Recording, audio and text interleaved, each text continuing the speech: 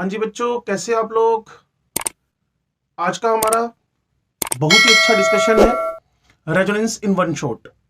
तो रेजोनेंस के बारे में मैंने देखा बच्चे कई बार बहुत ज्यादा अनकंफर्टेबल जोन में रहते हैं, और एक बहुत ही अच्छा कॉन्सेप्ट जो ऑर्गेनिक केमिस्ट्री को चलाता है वो है हमारे पास रेजोनेंस। तो मैं केमिस्ट्री वाले सर मनोज कुमार बंसल, चैनल पर आपने बहुत प्यार दिया है।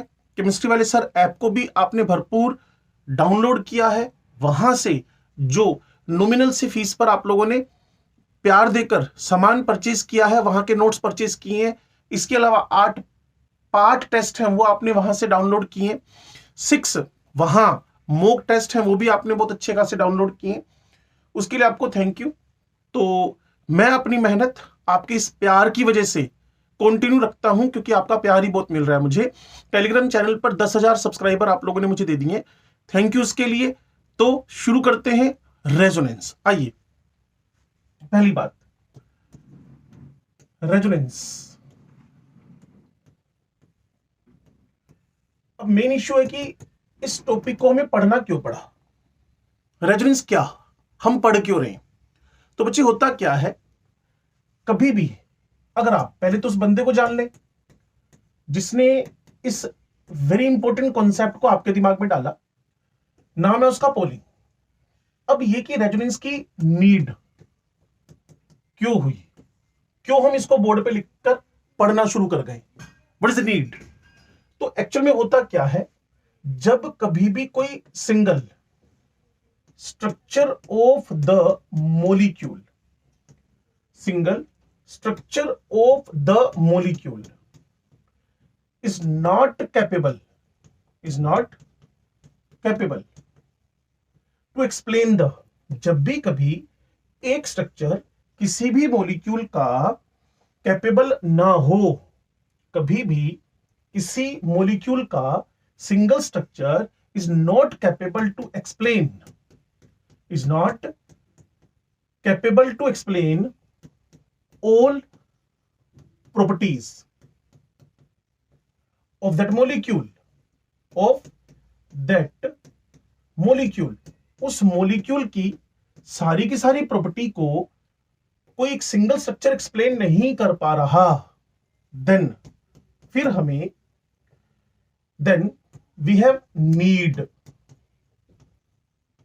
टू ड्रॉ, तब हमें एक से ज्यादा, we have need to draw more than one structure to explain all properties, सारी प्रॉपर्टीज को एक्सप्लेन करने के लिए हमें एक से ज्यादा स्ट्रक्चर ड्रॉ करने पड़ेंगे। When the single structure is not capable to explain all properties of that molecule, then we have need to draw the more than one structure to explain all properties. वो जो phenomenon to draw the structure है, जो phenomenon to draw the structure है, जो आप एक से ज्यादा स्ट्रक्चर ड्रॉ कर रहे हैं, वो जो phenomenon है, बस उसी का नाम रेजोनेंस है। जो आप एक से ज्यादा स्ट्रक्चर ड्रॉ कर रहे हैं, उसी का नाम आपने क्या रखा हुआ है जी, रेजोनेंस रखा हुआ है। जब एक स्ट्रक्चर किसी भी मॉलिक्यूल का, फॉर एग्जांपल मेरे पास ये यूरिया का स्ट्रक्चर है, यूरिया का मोलिकुलर वेट ओनली 60 है, और ये एक ऑर्गेनिक कंपाउंड है। नोमेनक्लेचर आप मेरे साथ में पढ़ चुके हैं। ऑर्गेनिक कंपाउंड होकर इसकी खासियत क्या, ये भाई साहब सॉलिड है। आपने व्हाइट क्रिस्टल्स ऑफ यूरिया देखे होंगे, ये भाई साहब सॉलिड है। इसके अलावा सॉलिड होने के साथ साथ इसका जो एमपी है 132 डिग्री सेंटीग्रेड है, सॉलिड है एमपी पर। और इसके अलावा खास बात क्या, ये वाटर सोल्यूबल है। तो इस ऑर्गेनिक स्ट्रक्चर से, क्योंकि ऑर्गेनिक कंपाउंड के बारे में एक प्रॉपर्टी तो आपको पता है कि ऑर्गेनिक कंपाउंड वाटर में कम सोल्यूबल है। हाइड्रोजन बॉन्डिंग हो जाए तो सोल्यूबल हो जाएंगे, अदरवाइज ऑर्गेनिक मॉलिक्यूल्स पानी में नहीं घुलते हैं या कम घुलते हैं। कारण आपको बताया मैंने, क्योंकि वो नेचर वाइज नॉन पोलर है या लेस पोलर है और पानी एक पोलर मीडियम है। तो कुल मिलाकर यूरिया पानी में घुल भी गया, एमपी भी ज्यादा हो गया, तो इसने कहा इस अकेले स्ट्रक्चर से तो हम ये प्रॉपर्टी समझा नहीं सकते, तो फिर होगा क्या? तब मुझे इसके रेजोनेंस स्ट्रक्चर ड्रॉ करने पड़ेंगे। उस रेजोनेंस स्ट्रक्चर के अंदर, उस रेजोनेंस स्ट्रक्चर के अंदर मुझे कुछ ऐसा दिखेगा जो इन सब बातों को सपोर्ट कर देगा। आपको सब क्या दिखा? हो सकता आप रेजोनेंस में अगर नए तो ये एरो का रिप्रेजेंटेशन आपके दिमाग में ना गया हो, तो यहां का प्लस, यहां का माइनस, यहां का प्लस, यहां का माइनस, इसको क्या बना रहा है? डाइपोलर। और भाई साहब, अगर कोई स्ट्रक्चर डाइपोलर हो गया तो उसमें डाइपोल डाइपोल इंटरेक्शंस आ सकते हैं। उसके इंटरेक्शन स्ट्रॉन्ग होने की वजह से वो सॉलिड हो सकता है, इंटरेक्शन स्ट्रॉन्ग होने की वजह से उसका एमपी बढ़ सकता है, बाइपोलर होने की वजह से वो पानी में घुल सकता है। तो एक single structure, when the one structure of a molecule is not capable to explain all the properties of that molecule, then we have need to write, तब हमें एक से ज्यादा स्ट्रक्चर उसके ड्रॉ करने पड़ेंगे। वो जो एक से ज्यादा स्ट्रक्चर ड्रॉ कर रहे हैं, बस वो जो फिनोमिनन है उसी फिनोमिनन को आपने रेजोनेंस बोल दिया।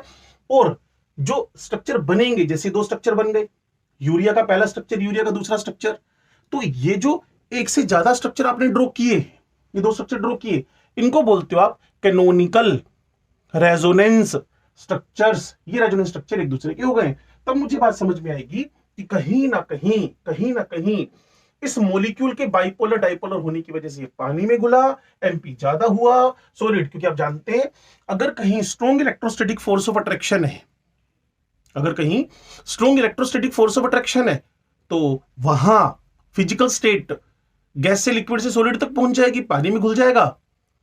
इसके अलावा उसका स्ट्रेंथ, उसकी स्ट्रोंगनेस, उसकी जो अट्रैक्शन फोर्सेज है, उसको वो सॉलिड बना देंगे। तो यूरिया को अगर आप ढंग से हर प्रॉपर्टी समझाना चाहते हैं तो एक अकेले स्ट्रक्चर से आप ये एक्सप्लेन नहीं कर सकते। जो एक से ज्यादा स्ट्रक्चर बनेंगे वहां से आप उसको एक्सप्लेन करेंगे। उसी फिनोमिनन का नाम आपके पास है रेजोनेंस। ठीक है जी, चलिए आगे बढ़ते हैं। रेजोनेंस को और करके एक डेफिनेशन दे सकते हैं आप लोग, जिसमें आप माइग्रेशन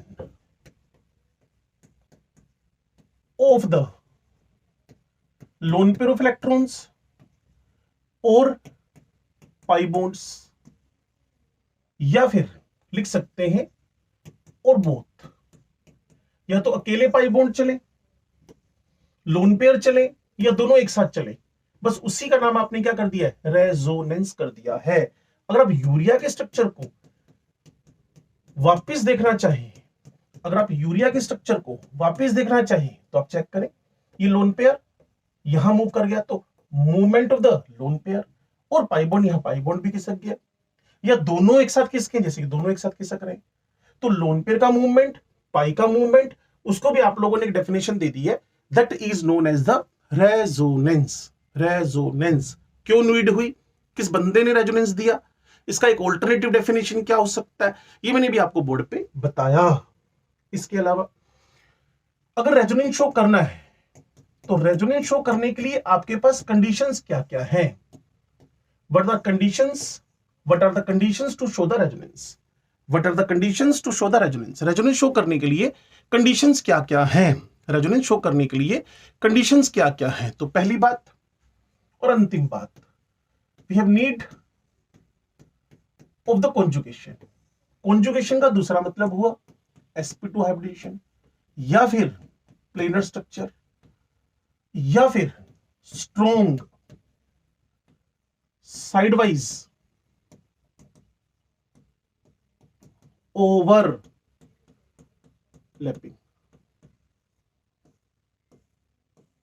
ये सब बातें कॉन्जुगेशन में इन्वॉल्व है। तो कॉन्जुगेशन का लिटरल मतलब क्या है? कॉन्जुगेशन का लिटरल मतलब है, मान लीजिए यहां कोई ए यूनिट पड़ी है, यहां कोई बी यूनिट पड़ी है, और यहां बीच में एक उसके गैप आ रखा है। अब वो गैप सिंगल बॉन्ड का भी हो सकता है, वो डबल बॉन्ड का भी हो सकता है। वो गैप जो है यहाँ डबल है, यहाँ डबल है, बीच में सिंगल का गैप है, यहाँ डबल है, यहाँ प्लस का चार्ज है, बीच में सिंगल का गैप है, यहाँ डबल है, यहाँ माइनस है, बीच में सिंगल का गैप है, यहाँ एम्प्टी ऑर्बिटल है, यहाँ लोन पेयर है, यहाँ डबल बॉन्ड का गैप है, तो उसको आप बोलते हो कॉन्जुगेशन। कॉन्जुगेशन, तो कॉन्जुगेशन को कैसे कैसे अप्लाई करना है वो मैं आपको यहां अगले एग्जांपल में अगले पेज पर बताता हूं। नंबर 1,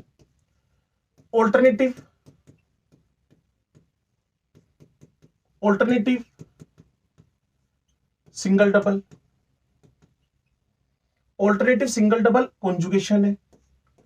अब इस स्ट्रक्चर को देखिए, आपका मोस्ट फेवरेट बेंजीन का स्ट्रक्चर, इसमें single double single double single double लगातार आ रहे हैं।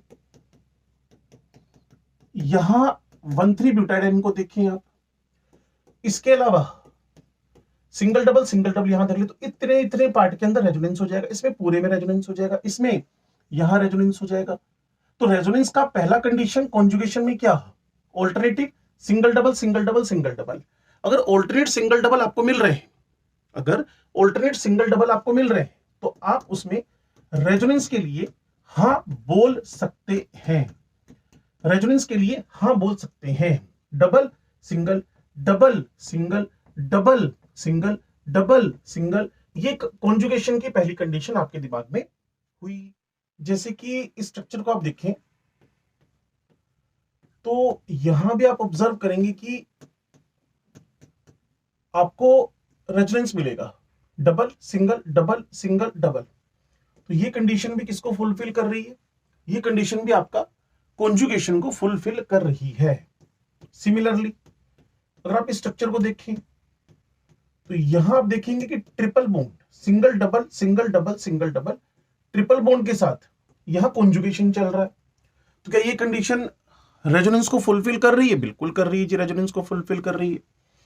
तो ऐसे ही अगर आपके पास नंबर 2 कंडीशन मिल जाए, क्या कि जो डबल बॉन्ड है वो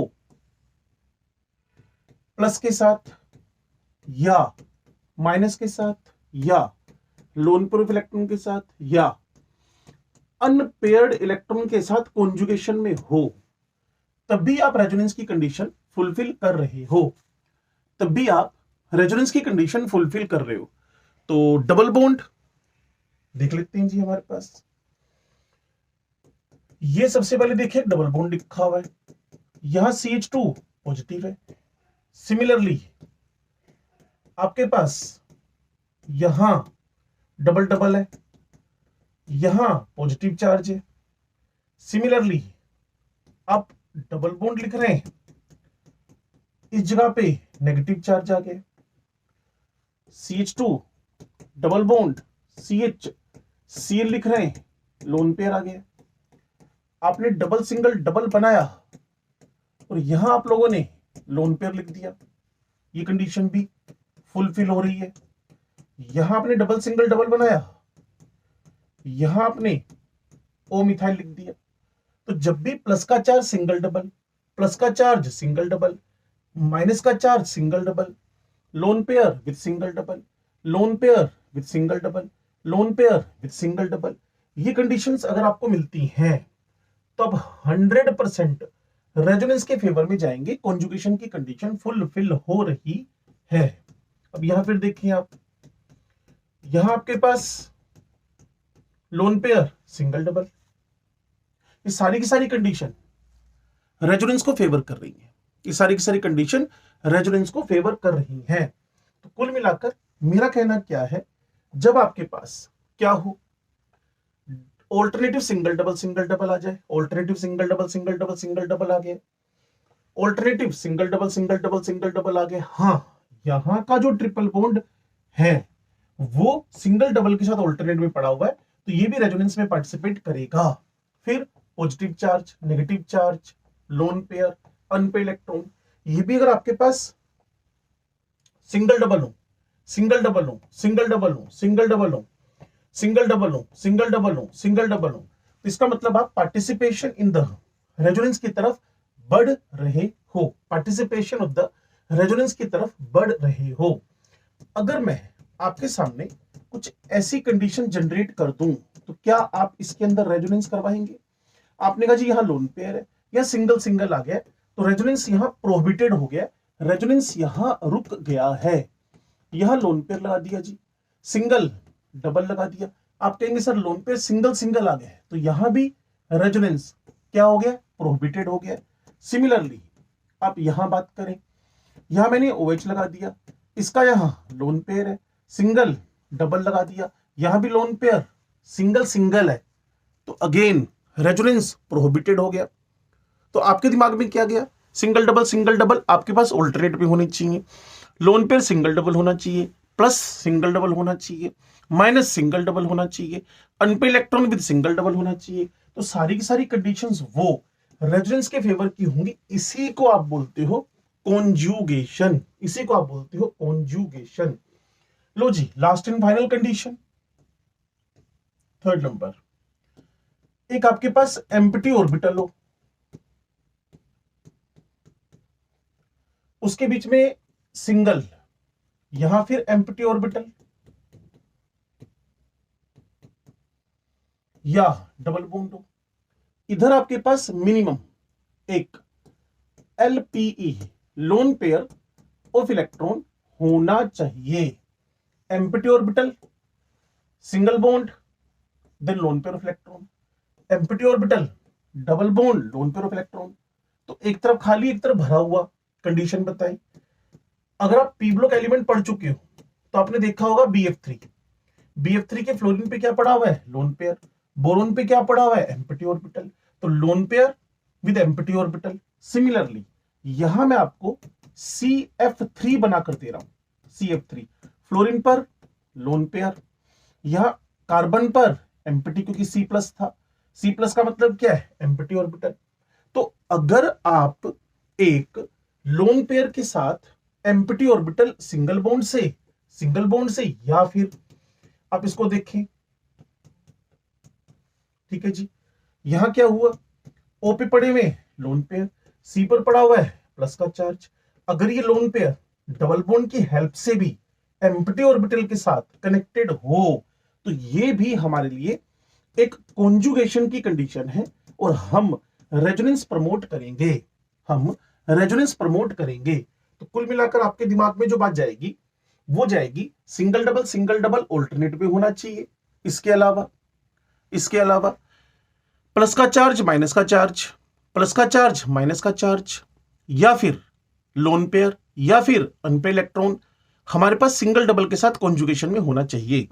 लास्ट एंड फाइनल कंडीशन, अगर कहीं भी एक एम्प्टी ऑर्बिटल और एक फुलफिल्ड, एक एम्प्टी ऑर्बिटल एक लोन पेयर अगर सिंगल बॉन्ड या डबल बॉन्ड से डायरेक्टली कनेक्टेड हैं, जैसा कि BF3 में, जैसा कि CF3 में, क्लियर, यही कंडीशन अगर आपके पास कहीं, देखो जी, ये CCl3 है, यहां आपके पास नेगेटिव चार्ज है, तो अगर क्लोरीन के पास हम चेक करें तो ये क्या पड़ा हुआ है, एम्प्टी D ऑर्बिटल, और यहां नेगेटिव है। तो मुझे अगर ये वाला कॉम्बिनेशन मिल गया, कौन सा वाला, जहां मेरे पास एक एम्प्टी ऑर्बिटल, चाहे वो एम्प्टी ऑर्बिटल D हो, चाहे वो F हो, चाहे वो P हो, एक मेरे पास LPE के साथ जुड़ा हुआ है, लोन पेयर ऑफ इलेक्ट्रॉन के साथ जुड़ा हुआ है, तो यहां कार्बन पर नेगेटिव चार्ज है, यहां क्लोरीन पर एम्प्टी ऑर्बिटल है, ये दोनों एक सिंगल बॉन्ड से कनेक्टेड है।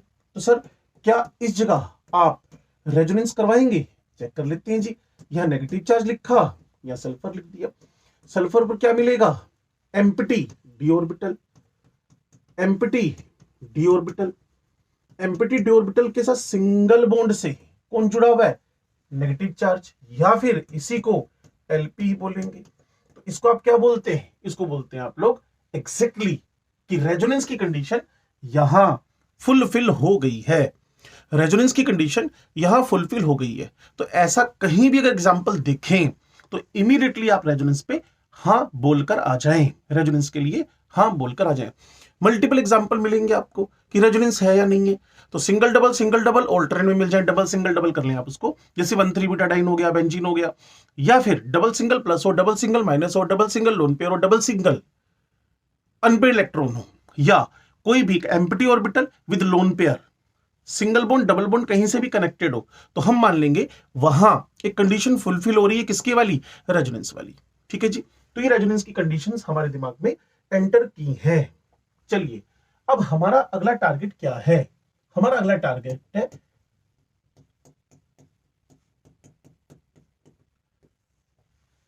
रेजोनेंस के कैरेक्टर्स के बारे में पढ़ना। सिंपल लिख ले, characters of the resonance, characters of the resonance. मैं फिर आपसे कह रहा हूं, ये आपके पास ऑर्गेनिक केमिस्ट्री का इतना शानदार कॉन्सेप्ट है रेजोनेंस, तो अगर ये आपको क्लियर है तो आप मान के चलिए आपके पास काफी कुछ ऑर्गेनिक केमिस्ट्री में करने के लिए है।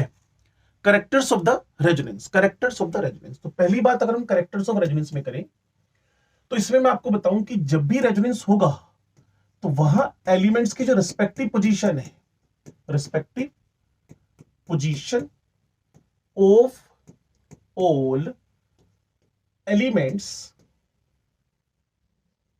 Remains constant, remains constant. ठीक है जी, जो भी एलिमेंट्स की रिस्पेक्टिव पोजीशन है, respective position of all element remains constant. कैसे, देखो भाई, यहां मैं BF3 में आपको रेजोनेंस सिखा रहा हूं, यहां सब पर लोन पेयर है, यहां एम्प्टी ऑर्बिटल है। जब ये लोन पेयर इस एम्प्टी ऑर्बिटल को डोनेट हुआ तो ये एक रेजोनेंस स्ट्रक्चर बना। फिर यही रेजोनेंस स्ट्रक्चर दूसरी साइड से भी बन सकता है। लेकिन अगर आप थोड़ी सी बात को सुनिए ध्यान से, जो मैं बोल रहा हूं, कहीं भी कहीं भी कहीं भी गलती से भी रिस्पेक्टिव पोजीशन, बोरोन अपनी जगह फिक्स है, फ्लोरीन अपनी जगह फिक्स है, बोरोन अपनी जगह फिक्स है, फ्लोरीन अपनी जगह फिक्स है, तो respective position of all element, जब भी कभी रिस्पेक्टिव पोजीशन ऑफ एलिमेंट खिसक गई, respective position of all element remains same, जहां भी एलिमेंट की अपनी पोजीशन डिस्टर्ब हुई, आप समझ लीजिए वही रेजोनेंस क्या हो जाएगा, डिस्टर्ब हो जाएगा। Respective position of all element remains same, respective position of all element remains same, जैसा कि मैंने आपको BF3 में सिखाया है। दूसरी बात, sum of lone pair of electron and bond pair of electrons remains constant. जो दो या दो से ज्यादा रेजोनेंस स्ट्रक्चर बनेंगे, वहां जो बॉन्ड पेयर और लोन पेयर का सम होगा, वहां जो बॉन्ड पेयर और लोन पेयर का सम होगा वो हमेशा कांस्टेंट मिलेगा। जैसे कि इसमें हमने रेजोनेंस बनाया, रेजोनेंस बनाने के बाद जो रेजोनेंस स्ट्रक्चर बना, अगर आप उसमें मुझे कहेंगे कि सर इसमें आप गिनकर बताएं लोन पेयर और बॉन्ड पेयर का सम क्या है, तो यहां दो बॉन्ड पेयर ये कार्बन से जुड़े हुए दो हाइड्रोजन, दो यहां है, +1 फिर +1, क्लियर, फिर +1 फिर 2 फिर 2, कुल मिलाकर अगर आप ध्यान से इस बात को देखें 2 3 4 5 6 7 8 9 10 11, तो यहां आपके पास 11 कोवलेंट बॉन्ड पड़े हुए। ठीक है जी, मुझे तो यहां बीपी से मतलब था, चलिए चेक कर लेते हैं। 2 यहां है, 3rd 4th 5th 6th 7th 8th 9th 10th, 10 हो गया। सर ये तो यहां 11 था, लोन पेयर तो था नहीं, लेकिन अगर आप थोड़ा सा तसल्ली से देखेंगे, ये जो नेगेटिव चार्ज है ये किसका रोल कर रहा है, एलपी का रोल कर रहा है। तो यहां आपके पास 11 total sum of lone pair bond pair है, लोन पेयर तो 0 था, कुल मिलाकर 11 बॉन्ड थे, 0 यहां लोन पेयर ऑफ इलेक्ट्रॉन थे, और यहां 10 + 1 करके सम 11 के 11 ही पड़ा हुआ है। तो पहली कंडीशन क्या थी आपके पास, respective position of all element remain same, और दूसरी कंडीशन क्या आपके पास, जो sum of lone pair and bond pair हैं ऑन ईच रेजोनेंस स्ट्रक्चर जो बनते जा रहे हैं वो कांस्टेंट रहना मस्ट है, वो कांस्टेंट रहना मस्ट है। ठीक है जी, तीसरी बात पढ़ते हैं जी इसके अंदर, जितने भी आपके पास रेजोनेंस स्ट्रक्चर्स हैं, according to Pauling all are the hypothetical. सारे के सारे रेजोनेंस स्ट्रक्चर्स इमेजिनरी है, हाइपोथेटिकल है, लेकिन जो आपके पास रेजोनेंस हाइब्रिड होएगा, लेकिन आपके पास जो रेजोनेंस हाइब्रिड होएगा, वो रेजोनेंस हाइब्रिड हम लोग ये कंसीडर करके चलते हैं कि वो रियल स्ट्रक्चर है। अब सर रेजोनेंस हाइब्रिड क्या है, उसके लिए थोड़ा सा एक बार और मेरे साथ आइएगा। ये आपका कार्बोनेट का स्ट्रक्चर है। कार्बोनेट में जो डबल बॉन्डेड ऑक्सीजन है वह 2 लोन पेयर है, जो सिंगल बॉन्डेड है वहां 3 लोन पेयर, और जहां सिंगल बॉन्डेड है वहां 3 लोन पेयर। अब इसका जो रेजोनेंस स्ट्रक्चर बनेगा उसमें डबल बॉन्ड की पोजीशन बदल जाएगी,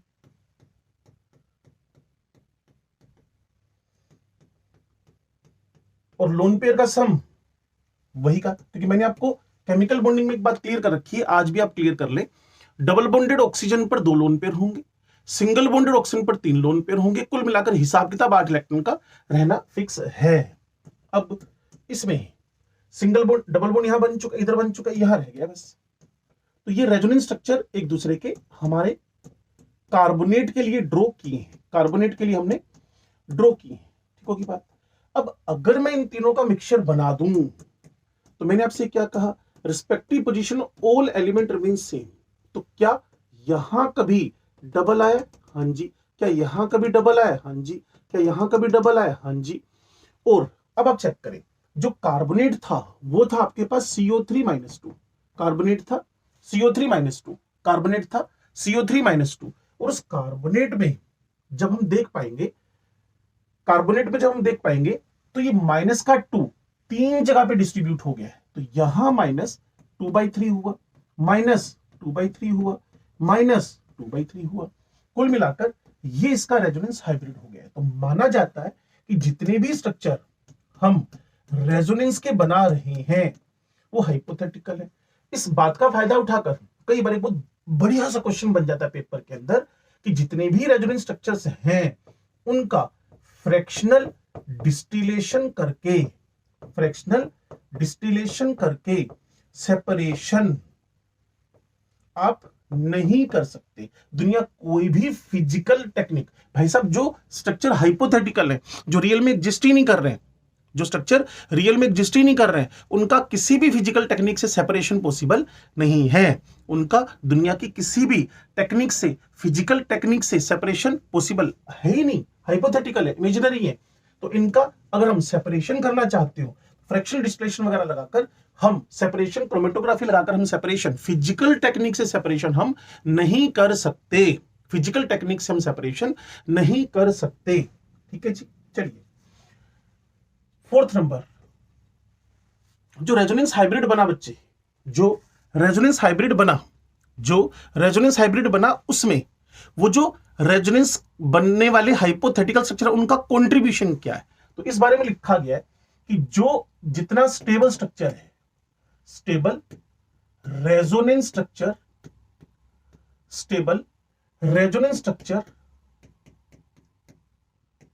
contributes more in the resonance hybrid। Resonance hybrid में जो जितना ज्यादा स्टेबल स्ट्रक्चर है उतना कंट्रीब्यूशन ज्यादा कर रहा है। रेजोनेंस हाइब्रिड में जो जितना ज्यादा स्टेबल स्ट्रक्चर है उतना ज्यादा कंट्रीब्यूशन कर रहा है। स्टेबल रेजोनेंस स्ट्रक्चर कंट्रीब्यूट्स मोर। चेक कर ले, ये आपके पास एक 1,3 ब्यूटाडाइन हुआ, इसमें हमने इसका ये रेजोनेंस स्ट्रक्चर ड्रॉ कर दिया। इन दोनों की मिक्सिंग करके मैंने बोला था respective position of all element remains same. क्या आप यहां डबल बना रहे हो? हां जी डबल है। क्या यहां डबल बना रहे हो? हां जी है, यहां भी है। पार्शियल प्लस है, पार्शियल माइनस है। लेकिन अब देखें, इस स्ट्रक्चर में प्लस माइनस है, इस स्ट्रक्चर में न्यूट्रलिटी है। बाद में ये भी सिखाऊंगा कि आप इमीडिएटली किसी भी स्ट्रक्चर को मोर स्टेबल या लेस स्टेबल कैसे कह सकते हो। Methods to identify the stable resonance structure हमारी इसी वीडियो पे आने वाला है। तो यहां न्यूट्रलिटी है, यहां आयनिक स्पीसीज है, और आयनिक स्पीसीज तो अनस्टेबल होगी। तो जो स्ट्रक्चर नंबर 1 है और ये स्ट्रक्चर नंबर 2 है। तो जो आपके पास स्ट्रक्चर नंबर 1 है, वो स्ट्रक्चर नंबर 1 जो है, जो आपके पास स्ट्रक्चर फर्स्ट है, it contributes more in the resonance hybrid। Structure number one contribute ज्यादा कर रहा है इन द रेजोनेंस हाइब्रिड। क्यों? क्योंकि स्टेबल ज्यादा है। हमें कैसे पता चलेगा स्टेबल है? अभी इस इंस्टेंट पे आप ऐसे सीखें कि जिस स्ट्रक्चर के अंदर न्यूट्रलिटी है वो आयनिक स्पीसीज के कंपैरिजन में ज्यादा स्टेबल है, वो आयनिक स्पीसीज के कंपैरिजन में ज्यादा स्टेबल है। तो अब हम लास्ट, वैसे यहां एक क्वेश्चन और बन सकता है, वो क्वेश्चन क्या बन सकता है, चलो यही सीखते हैं उसको। मेरे से वो कहेगा कि रेजोनेंस हाइब्रिड में जो कंट्रीब्यूशन है मैंने कहा जी, जो जितना ज्यादा स्टेबल था उतना ज्यादा कंट्रीब्यूशन कर रहा है, जो जितना ज्यादा स्टेबल था उतना ज्यादा कंट्रीब्यूशन कर रहा है। उसने कहा अगर मैं उल्टा पूछूं एनर्जी के पर्सपेक्टिव में, तो मुझे लिखना पड़ेगा कि जो स्टेबिलिटी और एनर्जी है, स्टेबिलिटी और जो एनर्जी है वो हमेशा एक दूसरे के रेसिप्रोकल चलते हैं। तो जो रेजोनेंस स्ट्रक्चर का कंट्रीब्यूशन है, जो रेजोनेंस स्ट्रक्चर्स का कंट्रीब्यूशन है, वो उनके एनर्जी के रेसिप्रोकल में है। किसी रेजोनेंस स्ट्रक्चर की एनर्जी जितनी लेस है उतना उसका कंट्रीब्यूशन ज्यादा है। किसके अंदर? In the resonance hybrid, in the resonance hybrid में जो जितना रेजोनेंस एनर्जी कम वाला स्ट्रक्चर है उतना ज्यादा कंट्रीब्यूट कर रहा है, क्योंकि स्टेबिलिटी से सीधा सीधा कनेक्शन हो गया। रेजोनेंस के बारे में हम बात कर रहे हैं, इसमें कैरेक्टरिस्टिक के बारे में बात कर रहे हैं। Respective position of all element remains same. Number 2, respective position of all element remains same, ठीक है। नंबर 2, जब इनकी पोजीशन सेम पड़ी हुई है तो sum of lone pair bond pair भी क्या चलेगा? सेम चलेगा। तीसरी बात, ये स्ट्रक्चर हाइपोथेटिकल है, जो आपका हाइब्रिड बनता है वो रियल स्ट्रक्चर माना जाता है। फिर जो रेजोनेंस हाइब्रिड है, जो जितना स्टेबल होएगा उतना ज्यादा कंट्रीब्यूट करेगा, क्योंकि रेजोनेंस हाइब्रिड का मतलब क्या? Mixture of all. Resonance hybrid का मतलब क्या है? Mixture of all. तो उसमें ज्यादा कंट्रीब्यूट कौन करेगा? जो जितना ज्यादा स्टेबल होगा या जिसकी एनर्जी जितनी कम होगी। तो दो तरीके से क्वेश्चन पूछा जा सकता है, क्या कि जिसकी एनर्जी ज्यादा है वो कंट्रीब्यूट ज्यादा कर रहा है? मैंने कहा बिल्कुल नहीं, जो जितना एनर्जी में कम है उतना कंट्रीब्यूट ज्यादा कर रहा है। स्टेबिलिटी जितनी ज्यादा उतना कंट्रीब्यूशन ज्यादा, एनर्जी जितनी कम उतना कंट्रीब्यूशन ज्यादा। सिंपल। तो ये सब छोटी छोटी बातें जिसको हाईलाइट किया करो, हाईलाइट ना करो तो शॉर्ट नोट बना लो। ये दोनों काम जरूरी है और क्लास नोट तो बहुत ज्यादा जरूरी है, जो अभी मैं आपको बनवा रहा हूं। लीजिए, पांचवी बात और लास्ट बात की तरफ बढ़ते हैं। जितने भी आपके पास रेजोनेंस स्ट्रक्चर बनेंगे उसमें जो एलिमेंट्स ऑफ सेकेंड पीरियड है, elements of the second period है, elements of the second period है, नेवर एक्सपेंड्स देयर ऑक्टेट। वो कभी भी अपने ऑक्टेट को एक्सपेंड नहीं कर पाएंगे। Elements of the second period never expands their octet. भाई साहब, औकात ही नहीं है सेकेंड पीरियड के मेंबर में एम्प्टी डी ऑर्बिटल है ही नहीं। No empty D orbitals in the second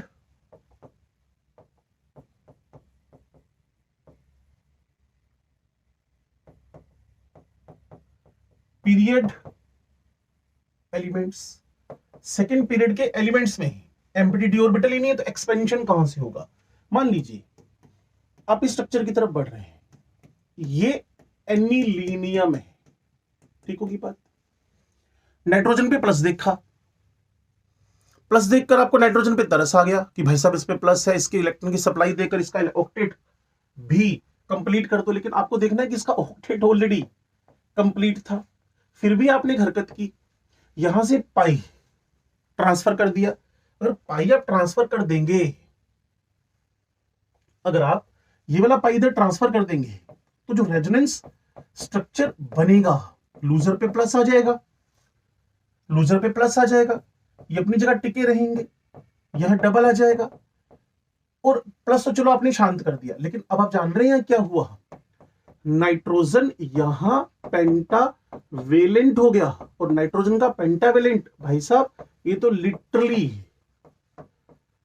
chemistry में क्राइम है, केमिस्ट्री में ये क्राइम है, तो ये पॉसिबल नहीं हो पाएगा। तो elements of the second period never expands their octet. Second period के एलिमेंट कभी भी अपना ऑक्टेट एक्सपेंड नहीं कर सकते। अगर ऐसी हालत बनती है, एक्सपेंड कर रहा हो, तो आप उसको अनस्टेबल स्ट्रक्चर नहीं बोलेंगे, आप उसको बोलेंगे the structure is purely invalid. ये स्ट्रक्चर पूरी तरह से इनवैलिड है, ये स्ट्रक्चर पूरी तरह से इनवैलिड है। तो ये हमारे 5 कैरेक्टरिस्टिक्स ऑफ द रेजोनेंस हुए। डेफिनेशन आपको क्लियर हो गई है, कॉन्जुगेशन आपको क्लियर हो गया, ये आपके पास कैरेक्टरिस्टिक्स ऑफ द रेजोनेंस हुए। ठीक है जी। अब मेरा जो अगला टास्क है कि रेजोनेंस स्ट्रक्चर कैसे लिखे जाते हैं, फिर मेरे पास अगला टास्क है रेजोनेंस स्ट्रक्चर जब हमने लिख लिए तो उनकी स्टेबिलिटी कैसे डिटरमाइन होगी, ये सब काम हम करने वाले हैं। ठीक है जी। रेजोनेंस के बारे में जो नेक्स्ट हमारा टारगेट है कि हम रेजोनेंस स्ट्रक्चर्स को कैसे ड्रॉ करें, तो methods to draw the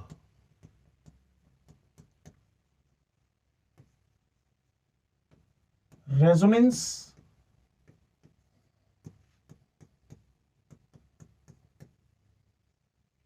structures. और यहां एक सुपर ट्रिक अपने दिमाग में ऑलवेज डाल लीजिएगा, क्या कि जब भी कभी इलेक्ट्रॉन का मूवमेंट दिखाना हो, तो जहां इलेक्ट्रॉन की रिचनेस हो वहां से इलेक्ट्रॉन हमेशा डेफिशिएंट की तरफ बढ़ते हैं।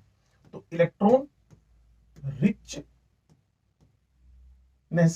Always move towards the electron deficient atom of deficiency. Richness always deficiency की तरफ बढ़ती है, रिचनेस ऑलवेज डेफिशिएंसी की तरफ बढ़ती है, रिचनेस ऑलवेज डेफिशिएंसी की तरफ बढ़ती है।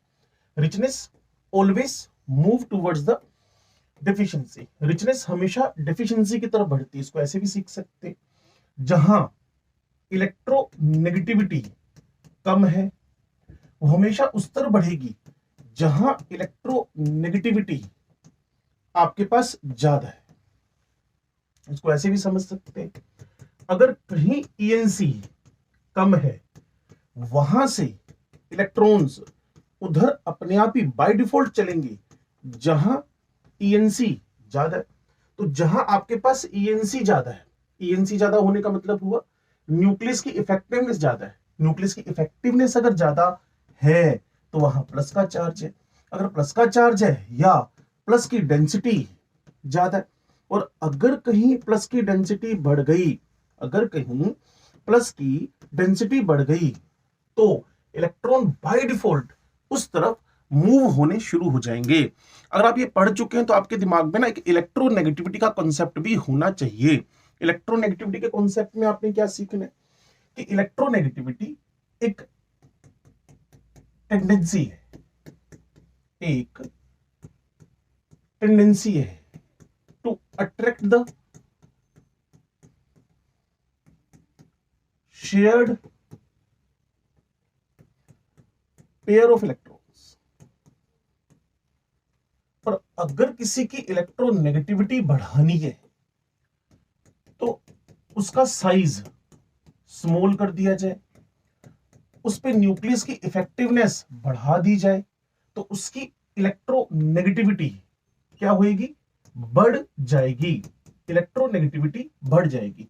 तो जो जितना ज्यादा पॉजिटिव है, तो कभी भी कोई एटम अगर पॉजिटिव होगा, एटम अगर न्यूट्रल होगा, एटम अगर माइनस होगा, तो जिस पर भी जितना पॉजिटिव चार्ज होगा उसकी इलेक्ट्रोनेगेटिविटी, उसका ईएनसी उतना हैवी होगा, हायर होगा। और उसको बढ़ाने का तरीका आपके पास है, परसेंटेज एस करेक्टर बढ़ा दिए जाए और परसेंटेज पी करेक्टर घटा दिए जाए। तो ये बातें अगर किसी भी एटम में एंटर कर गई तो इलेक्ट्रोनेगेटिविटी, ऑर्गेनिक केमिस्ट्री में ईएनसी और electronegativity both are the very very important concepts. अगर इलेक्ट्रोनेगेटिविटी बढ़ गई है तो मान के चलिए इलेक्ट्रॉन उधर बाय डिफॉल्ट ट्रांसफर होंगे ही होंगे, कोई उसको रोक ही नहीं सकता है। चलिए अब हमारा टारगेट है कि हम रेजोनेंस स्ट्रक्चर्स को ड्रॉ करना सीख लें।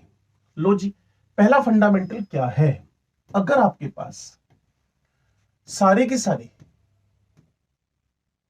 If all are the carbon atoms are in conjugation, all are the carbons and in conjugation, सारे के सारे कार्बन्स हो और सभी के सभी कॉन्जुगेशन में हो, तो आपको जो डायरेक्शन ऑफ क्लाउड है उसके बारे में ज्यादा सोचने की नीड नहीं है।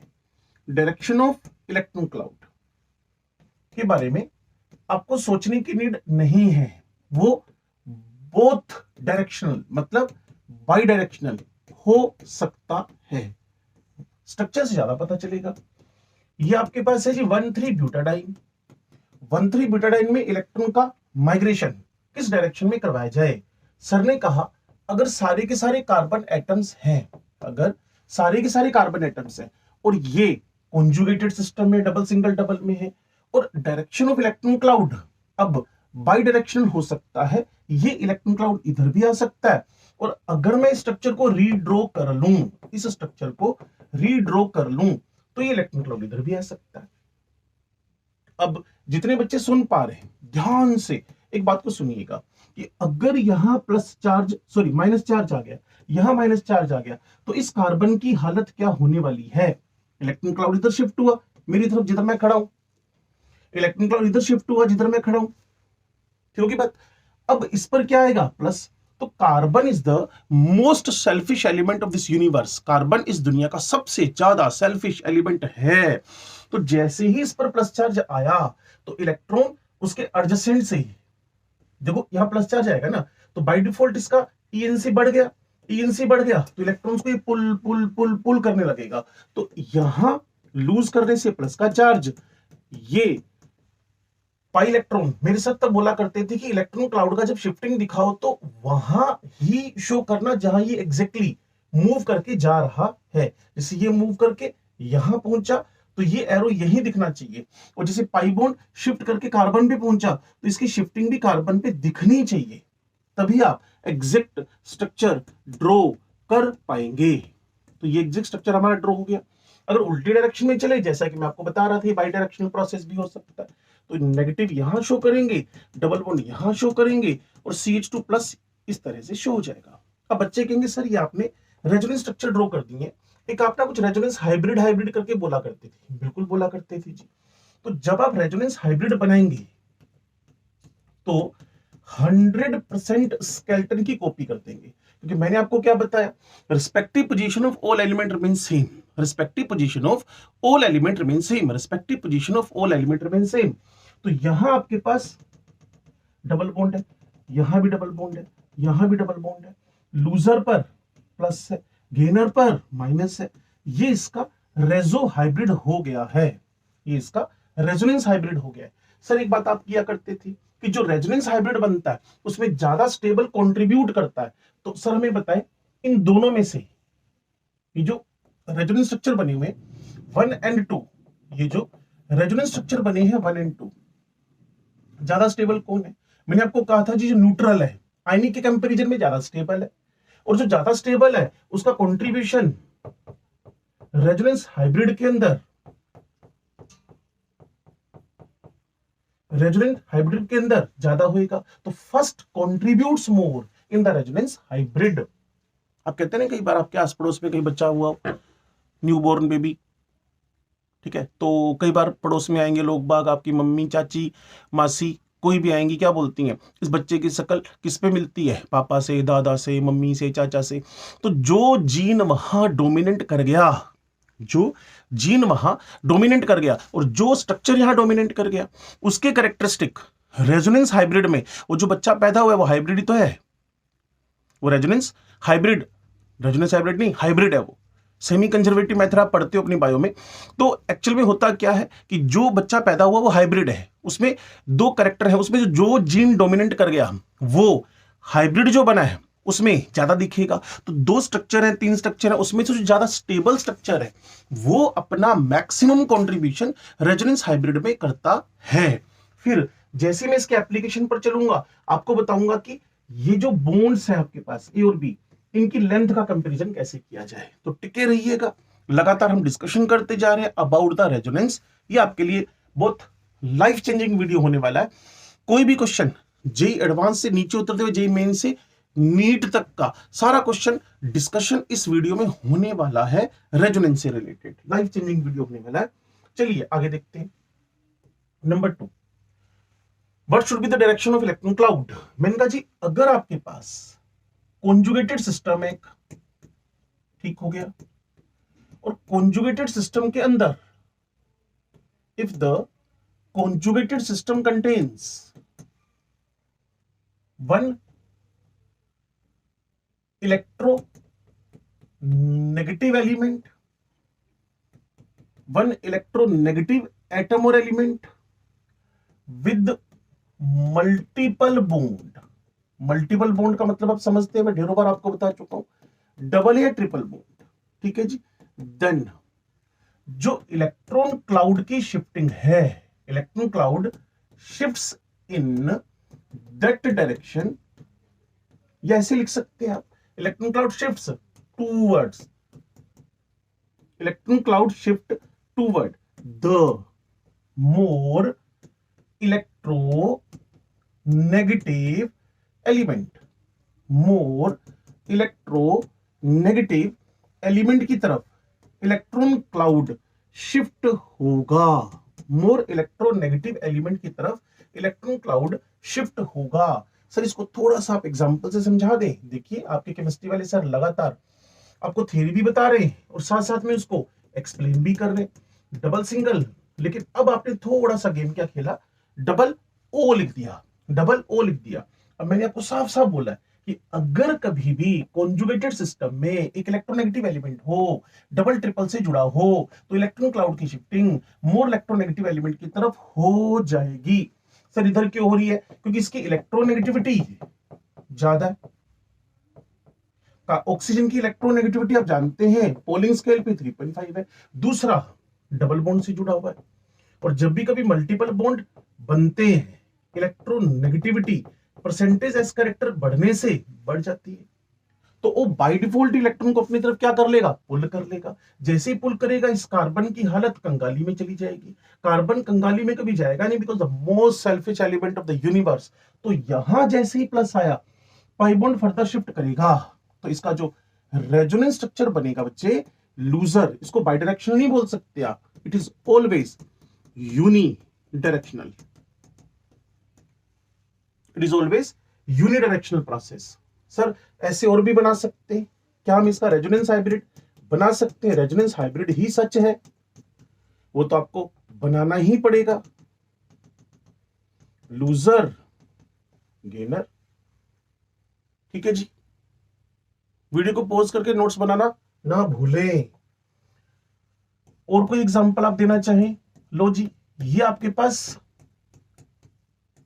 बेंज एल्डिहाइड हुआ, बेंज एल्डिहाइड में डायरेक्शन ऑफ इलेक्ट्रॉन क्लाउड ओ की तरफ होएगा, कार्बन पे कंगाली आएगी, शिफ्टिंग ऑफ क्लाउड सी की तरफ हो जाएगा, लूजर पे प्लस चार्ज। देखो कभी भी ना आप थोड़ा सा ध्यान से देखो इस स्केलेटन को देखना, अगर आपको रेजोनेंस स्ट्रक्चर सच में नहीं बनाने आ रहे तो ये पाई यहां शिफ्ट हुआ, इस कार्बन पे प्लस आने वाला है, इसकी हेल्प करने के लिए सिंगल डबल, तभी आपसे बार बार कॉन्जुगेशन की डिमांड करते हैं, double single double, double single में बदला, ये वाला इसका पड़ोसी डबल में बदल जाएगा, डबल सिंगल में बदला, डबल सिंगल में बदला, डबल यहां सिंगल में बदला,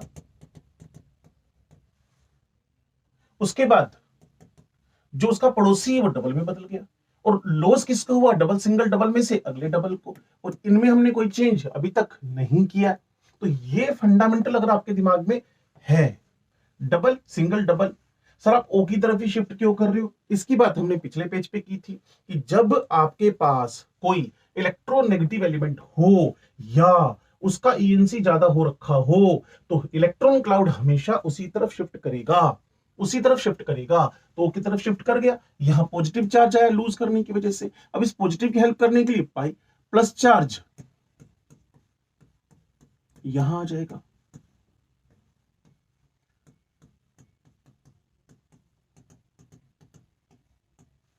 ठीक है, नेक्स्ट यहां शिफ्टिंग होगी इसकी, प्लस तो इलेक्ट्रॉन की कमी है ना बच्चे, प्लस तो इलेक्ट्रॉन की कमी है, तो इलेक्ट्रॉन क्लाउड हमेशा इलेक्ट्रॉन की डेफिशिएंसी की तरफ शिफ्ट होता रहता है। अब इस प्लस को हेल्प करने वाला फर्दर, और ये बॉन्ड यहां शिफ्ट होएगा, तो जैसे इसको हम यहां से रब करेंगे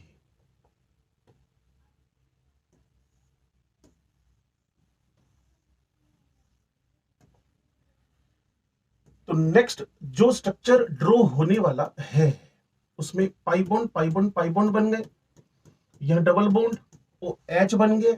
अगर आप इसका रेजोनेंस हाइब्रिड बनाने में इंटरेस्टेड हो तो रेजोनेंस हाइब्रिड एक बार आप खुद ट्राई करें कि इसका रेजोनेंस हाइब्रिड क्या बनेगा।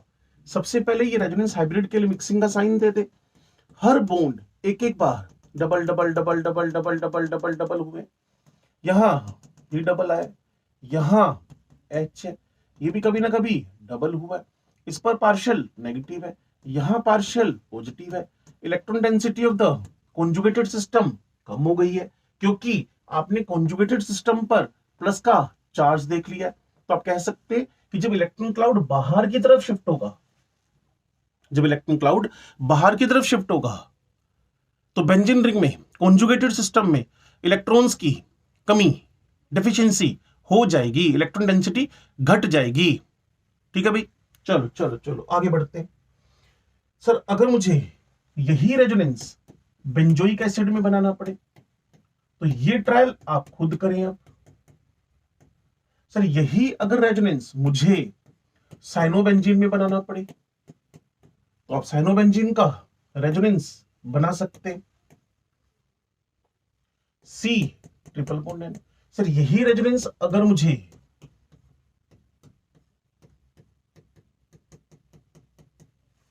बेंज एल्डिमीन में बनाना पड़े, it is the benzaldimine, ये बेंजोनाइट्राइल, ये बेंजोइक एसिड, सेम रेजोनेंस अगर मुझे ड्रॉ करना पड़े बेंजोइक एसिड, इनके सबके रेजोनेंस स्ट्रक्चर बनाइएगा और कमेंट बॉक्स में जाकर लिख दीजिएगा सर हमने इनके रेजोनेंस स्ट्रक्चर ड्रॉ कर लिए हैं। अब जो ऑफलाइन मेरे पास बच्चे पढ़ रहे हैं सेक्टर 34 वाइट्रे institute, the premier institute of the NEET as well as JEE, तो अगर आपने मिस किया है तो हमारे ऑनलाइन कोर्सेज भी चल रहे हैं, आप वहां उसको ज्वाइन कर सकते हैं। फिलहाल केमिस्ट्री वाले सर के पास वापस आ जाइए। तो बच्चों ने मेरे से कई बार पूछा सर देखो COCl में इटसेल्फ भी तो रेजोनेंस है ना, यहां लोन पेयर है। मैंने कहा अगर आप इनको गायब कर दोगे तो ये आपस में रेजोनेंस शो करेंगे, फिर ये रेजोनेंस का जो एक्सपेंडेड फॉर्म है, ये जो रेजोनेंस का एक्सपेंडेड फॉर्म है, ध्यान से देखिएगा, ये मैंने वापस इसको हटा दिया। हटाने के बाद ये आपस में रेजोनेंस करेंगे, कैसे करेंगे, इस फॉर्म में रेजोनेंस करेंगे, इस फॉर्म में रेजोनेंस करेंगे, लोन पेयर मूव टुवर्ड्स पाई है। सर अगर ये ना हो, यहां डबल डबल ही हो, तो भाई साहब एक सिंपल सी बात सीखनी है, कॉन्जुगेटेड सिस्टम का एक्सटेंडेड एक्सटेंडेड एक्सटेंडेड मतलब बढ़ा हुआ, एक्सटेंडेड कॉन्जुगेटेड सिस्टम का रेजोनेंस, एक्सटेंडेड कॉन्जुगेटेड सिस्टम का रेजोनेंस ऑलवेज रिकमेंडेड होता है। एक्सटेंडेड जो कॉन्जुगेशन है उसका रेजोनेंस ऑलवेज रिकमेंडेड होता है, एक्सटेंडेड। तो जब ये सब गायब हो जाए तो इसको प्राइमरली शो कर देना, वर्डिंग प्राइमरली शो कर देना, लेकिन जब double single double single double single double आ जाए तो फिर इसको हम प्रेफरेंस देंगे। क्लियर? तो रेजोनेंस आपने इन 6 स्ट्रक्चर्स में शो करना है। शो करने को आप अमाइड भी लिख सकते हैं, बेंजामाइड, लेकिन इन सबके अंदर एक ही काम हो रहा है, इलेक्ट्रॉन क्लाउड का बाहर की तरफ, इलेक्ट्रॉन क्लाउड का बाहर की तरफ, इलेक्ट्रॉन क्लाउड का बाहर की तरफ शिफ्टिंग हो रहा है। इन स्ट्रक्चर्स के आप रेजोनेंस स्ट्रक्चर्स जरूर बनाएं, फिर इससे आपको बातों को समझने में बड़ा आसान रहेगा। पहली बात, सारे के सारे सिंगल बॉन्ड है, ठीक है जी, बिल्कुल सिंगल बॉन्ड है, और सारे के सारे कार्बन है, सिंगल बॉन्ड डबल बॉन्ड है, कॉन्जुगेशन, ठीक है जी, और सारे कार्बन है। तो मैं रेजोनेंस की डायरेक्शन क्या दूं, कोई भी डायरेक्शन दे दो, जैसा कि पहला हमारा कंपाउंड था बेंजीन मान लो, 1,3-ब्यूटाडाइन मान लो। दूसरी बात, अगर कॉन्जुगेटेड सिस्टम और कोई more electronegative element with the multiple bond जुड़ा हो, अगर कॉन्जुगेशन हो, कार्बन्स भी हो, मोर इलेक्ट्रोनेगेटिव एलिमेंट भी हो, और वो किसी मल्टीपल बॉन्ड से जुड़ा हो, तो क्या करें, तो हमेशा इलेक्ट्रॉन क्लाउड, पाई क्लाउड किसकी तरफ भेज दें, मोर इलेक्ट्रोनेगेटिव एलिमेंट की तरफ ट्रांसफर कर दें। यही फंडामेंटल है, सिंपल सा। और इसीलिए मैंने आपको benzoic acid, benzonitrile, benzoyl chloride, benzaldimine, benzoic acid और मिथाइल बेंजोएट का स्ट्रक्चर दिया। आप इसके अंदर स्ट्रक्चर बना सकते हैं रेजोनेंस के। ये एक बार अगर रीड्रॉ हो गया, वापस बन गया, तो आप इसको बेंजामाइन में कन्वर्ट कर ले। बच्चे कहेंगे सर ये पीछे बनाई था, ठीक है, कोई प्रॉब्लम नहीं है। मेन है CO इलेक्ट्रॉन को विड्रॉ कर रहे हैं बाहर की तरफ। लो जी, इतनी बात अगर आपके दिमाग में आ गई है तो हम तीसरी बात की तरफ बढ़ते हैं। कोई कंफ्यूजन हो तो कमेंट बॉक्स में जरूर लिख दीजिएगा, वेलकम रहेगा आपका इस बात के लिए।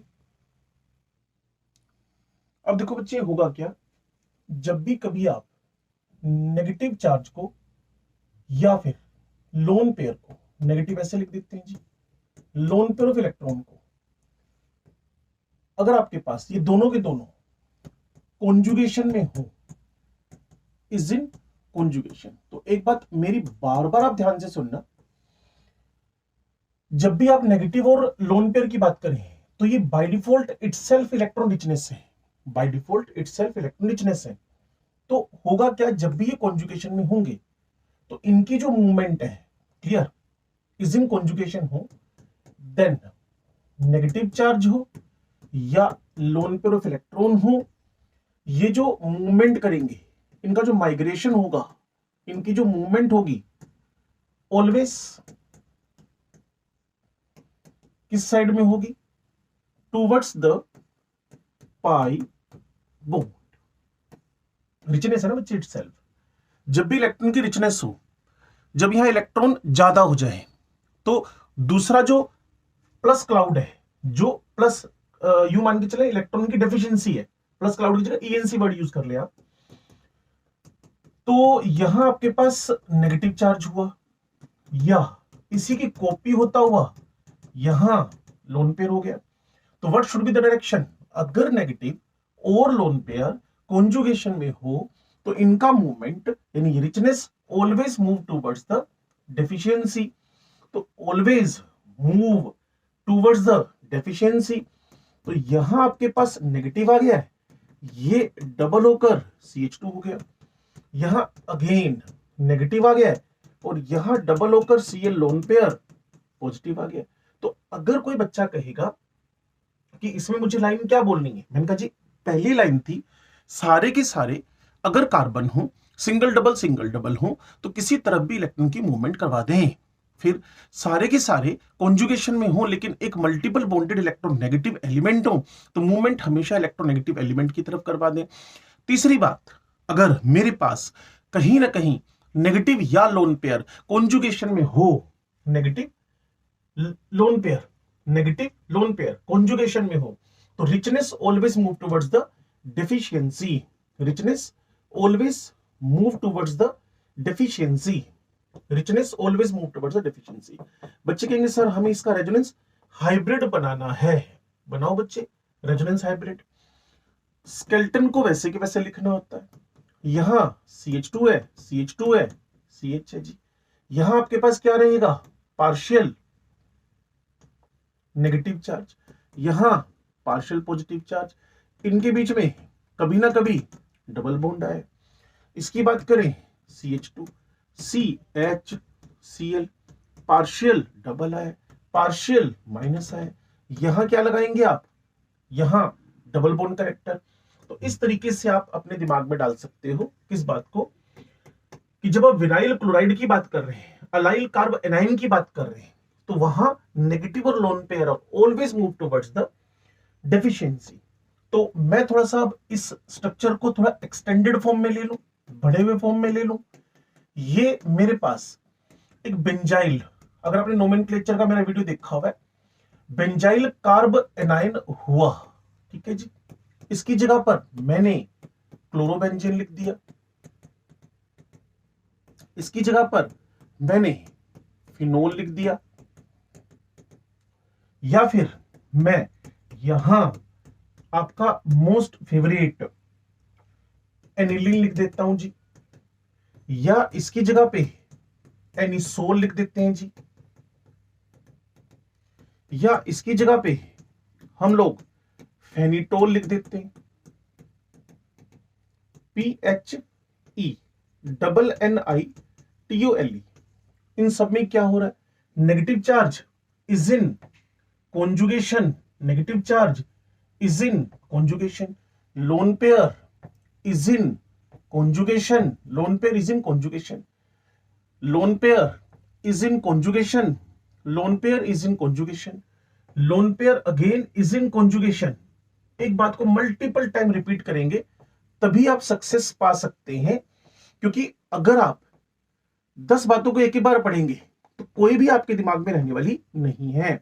चाहे तो कोई भी ऐसी थॉट्स, ढेरों टाइप के मोटिवेशन आपने इकट्ठे किए, कोई भी मोटिवेशन परमानेंटली आपके दिमाग में सेट हुआ, ऐसा सोचकर देखिए, ऐसा कभी नहीं हुआ।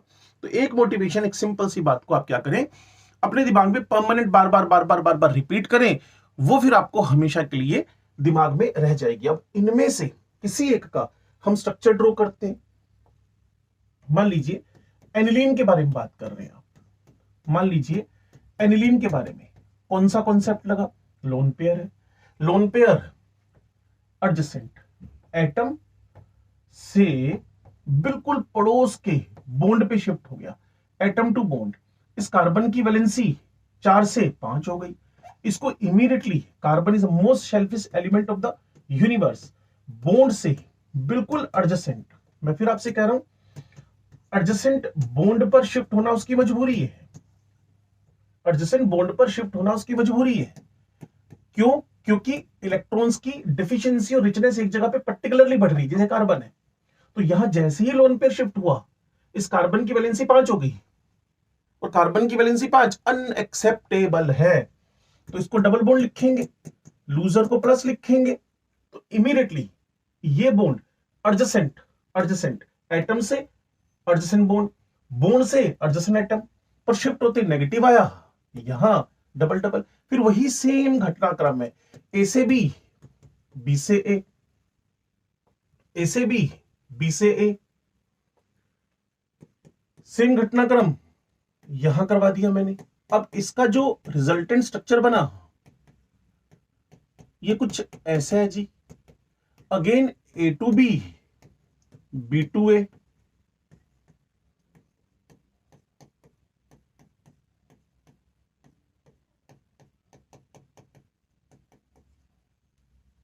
ठीक होगी बात। तो जैसे आप इस बात को समझेंगे, यहां अगेन वही सेम, ए से बी, फिर बी से ए,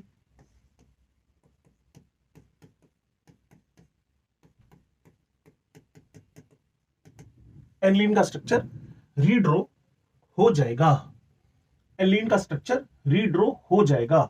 बच्चे कहेंगे सर हमें इसका अब रेजोनेंस हाइब्रिड बनाना है, तो बना लेते हैं जी रेजोनेंस हाइब्रिड। इसका सबसे पहले बेंजीन की रिंग के सारे एटम्स को एज सच लिखें, फिर डबल बॉन्ड सब जगह पर मूव किया, उसके बाद सिंगल है, यहां partial negative partial negative partial negative आ रखा है, यहां भी पार्शियल नेगेटिव एक बार हुआ, ये NH2 हुआ, यहां पार्शियल पॉजिटिव आया। पांचों के पांचों स्ट्रक्चर हाइपोथेटिकल है, इनका किसी भी फिजिकल टेक्निक से सेपरेशन नहीं हो सकता, इन पांचों का मिक्सचर ये एनिलीन बन गया। एनिलीन के नाइट्रोजन पर प्लस चार्ज है, बाकी ऑर्थोपेरा पर नेगेटिव चार्ज है, कार्बन नाइट्रोजन में पार्शियल डबल बॉन्ड कैरेक्टर है। तो जो फीचर इन पांचों में थे वो फीचर रेजोनेंस हाइब्रिड में आने मस्ट है। तो ये जो स्ट्रक्चर आपके सामने है, चाहे वो कार्ब एनायन हो बेंजाइल का, क्लोरोबेंजीन हो, फिनोल हो, एनिलीन हो, मिथॉक्सीबेंजीन मतलब एनिसोल हो, इथोक्सीबेंजीन चाहे फेनिटोल हो, इन सब के आप रेजोनेंस स्ट्रक्चर कॉपी में ड्रॉ करें और फिर मुझे कमेंट बॉक्स में लिखकर बताएं सर हमने इसको बना लिया है। सर हमने इसको बना लिया है। चलो जी आगे बढ़ते हैं। फोर्थ कंडीशन क्या है? अगर आपके पास positive charge is in conjugation आ जाए, positive charge is in conjugation आ जाए, तो क्या करेंगे? तब आपके पास पाई इलेक्ट्रॉन क्लाउड को गरीबी की तरफ, मतलब इलेक्ट्रॉन डेंसिटी जहां कम है, pi electron cloud move towards the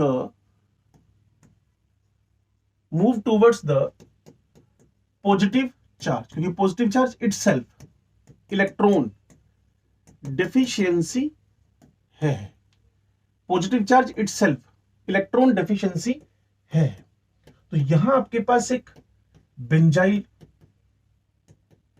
carbocation है जी, या फिर यहां अलाइल कार्बोकटायन है जी। तो अगर आप मेरी बात को एग्जैक्टली पकड़ पाए तो यहां प्लस है, 6 इलेक्ट्रॉन सिस्टम है।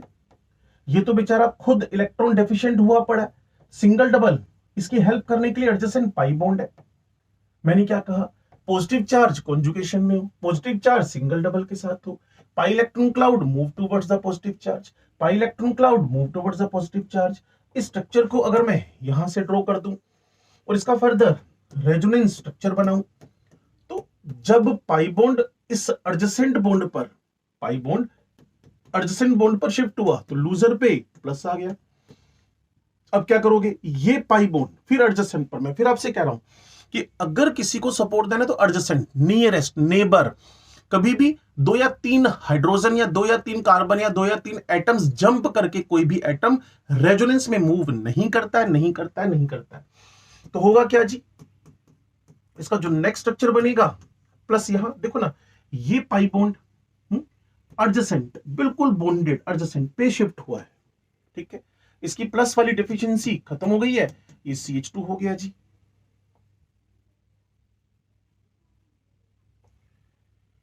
अब इस प्लस को डेफिशिएंट को कम करने के लिए, सेटिस्फाई करने के लिए, इसकी इलेक्ट्रॉन डिमांड पूरी करने के लिए प्लस फर्दर शिफ्ट हो गया जी।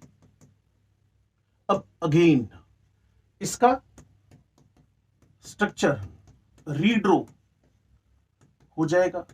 बच्चे कहेंगे इसका रेजोनेंस हाइब्रिड बनाओ जी, बिल्कुल बनाएंगे।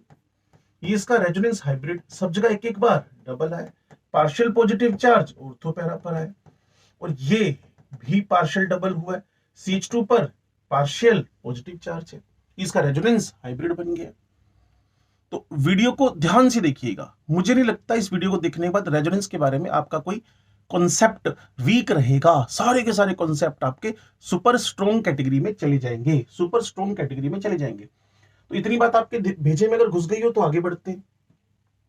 5वीं और लास्ट बात, फिर रेजोनेंस स्ट्रक्चर ड्रॉ करने के सारे रूल्स आपके दिमाग में आ जाएंगे। अगर कभी भी एक अनपेड इलेक्ट्रॉन कॉन्जुगेशन में आ जाए, इज इन कॉन्जुगेशन, अगर कोई भी अनपेड इलेक्ट्रॉन कॉन्जुगेशन में आ जाए, अगर कोई अनपेड इलेक्ट्रॉन कॉन्जुगेशन में आ जाए तो क्या होगा?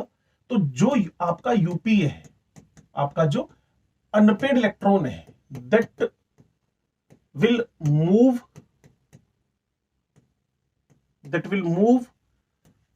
टूवर्ड्स द पाई बॉन्ड, क्योंकि पाई बॉन्ड इटसेल्फ sp2 है। वैसे तो जिस पे डॉट पड़ा है वो भी sp2 है, लेकिन 7 इलेक्ट्रॉन सिस्टम है। अभी जो 7 इलेक्ट्रॉन सिस्टम का, ये 7 इलेक्ट्रॉन सिस्टम है बच्चे, ठीक हो गया। एक बॉन्ड ये रहा, 2 बॉन्ड ये रहे, एक डॉट ये रहा। तो ये हाफ हेडेड एरो से, जब आप होमोलाइसिस हेटेरोलाइसिस की बात करते हैं ना, तो ये हाफ हेडेड एरो से शो होगा। तो इस कार्बन से इमीडिएट बाद के, इस कार्बन एटम से इमीडिएट बाद के बॉन्ड पे इलेक्ट्रॉन शिफ्ट हो गया। लेकिन इसको आपने करना क्या है? एडजेसेंट बॉन्ड से एक हाफ बॉन्ड, मतलब एक सिंगल इलेक्ट्रॉन इस तरफ शिफ्ट होगा। तो प्रोसेस कैसा हुआ? दोनों साइड से एक एक इलेक्ट्रॉन एक दूसरे की ओर चलते हुए आ रहे हैं, दोनों साइड से, लेफ्ट राइट दोनों तरफ से एक एक इलेक्ट्रॉन एक दूसरे की तरफ चलते हुए आ रहे हैं। लेकिन जो डॉट है अनपेड है वो तो पाई की तरफ खिसका है ना, तो मैंने फिर वो लाइन यहां लिखी हुई है। Loser gainer. सर इसका मुझे रेजोनेंस हाइब्रिड बनाना है, बिल्कुल बनाएंगे जी रेजोनेंस हाइब्रिड इसका। यहां आपने स्केलेटन फिक्स कर दिया, यहां भी डॉट आया, यहां भी डॉट आया, यहां पार्शियल डबल बॉन्ड करेक्टर आया, हाँ जी पार्शियल डबल बॉन्ड करेक्टर आया, ये इसका रेजोनेंस हाइब्रिड बन गया है। सर ऐसे ही अगर मुझे कोई बेंजाइल का फ्री रेडिकल दे दे तब मैं क्या करूंगा, बेंजाइल का जब भी आपको इस टाइप का कोई फ्री रेडिकल दे दे तो आप क्या करेंगे, यहां से हाफ बॉन्ड, एडजेसेंट से हाफ बॉन्ड। जब नेक्स्ट स्ट्रक्चर बच्चे ड्रॉ करोगे, जो नेक्स्ट स्ट्रक्चर बच्चे ड्रॉ करोगे उसमें आप इसको डबल बॉन्ड बना दोगे, एडजेसेंट पे डॉट आ जाएगा, देन अगेन वही होगा, फिर again half headed arrow, half headed arrow. जो अगला स्ट्रक्चर बनेगा यहां डॉट, यहां डबल, यहां CH2, फिर वही सेम फिनोमिनन कॉपी पेस्ट होगा। ठीक है जी। बस आप अगर पुराने वीडियो को ध्यान से देख रहे हो और आपने नोट्स बना लिए तो मुझे लगता नहीं कि आप रेजोनेंस में कमजोर रह पाओगे। देखो हाफ हेडेड एरो से ट्रांसफर हुआ एडजेसेंट, बस ये एटम है, ये एटम है, ये बॉन्ड है, ये वाला बॉन्ड है, तो इसके डॉट को यहीं शिफ्ट करना है। अगर ये एटम है, ये बॉन्ड है, तो अगर आप समझ गए,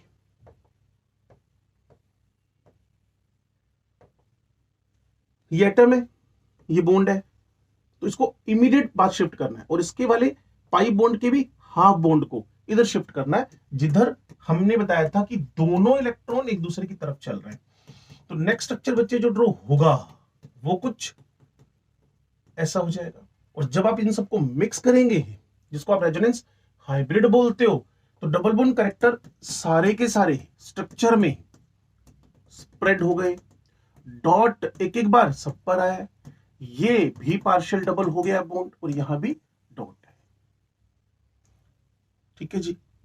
तो एक बार फिर रिवीजन की तरफ बढ़े। सर मुझे ना रेजोनेंस स्ट्रक्चर ड्रॉ करने में कैसे करूं, तो अगर आप रेजोनेंस स्ट्रक्चर ड्रॉ करना चाहते हैं, नंबर 1 सारे कार्बन है, सिंगल डबल है, तो यूनिडायरेक्शनल की जगह बाई डायरेक्शनल चला दो।